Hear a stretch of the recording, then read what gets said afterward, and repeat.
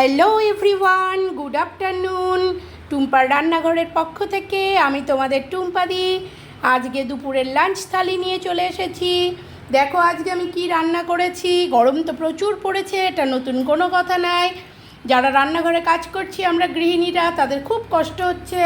এই কষ্টের জানি কোনো মূল্য হয় না, অনেক সময় কেন বেশিরভাগ সময়ই আমাদের কোনো মূল্য আমরা পাই না। যাই হোক, গরমের দিনে আর মাথা গরম করা কথাবার্তা না বলে কি রান্না করেছি দেখাচ্ছি। চলো, সাদা ভাত, তার সাথে করেছি এই রকম ছোলার ডাল, কিশমিশ আর হচ্ছে নারকেল কোড়া দিয়ে আলুর দম, আর করেছি মেথি বাটা, শিউলি পাতার বড়া।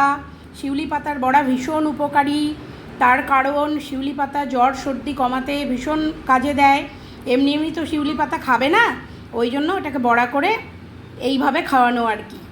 তার সাথে ওখান থেকেই একটু ডাল বাটা দিয়ে বড়া করেছি, যদি তিতার কারণে বাচ্চা না খেতে পারে বড়াটা, তাহলে এটা দিয়ে খাইয়ে দিতে পারবো। লবণ আর প্রতিদিনের মতো টক দই। তোমাদের খাওয়া দাওয়া হয়তো হয়ে গিয়েছে, যাদের হয়নি তারা খুব সুন্দর করে জমিয়ে খাওয়া দাওয়া করে নাও। গরমে মাথা ঠান্ডা রাখো এবং শরীর ঠান্ডা রাখো। এটা আজকে আমার খাবার।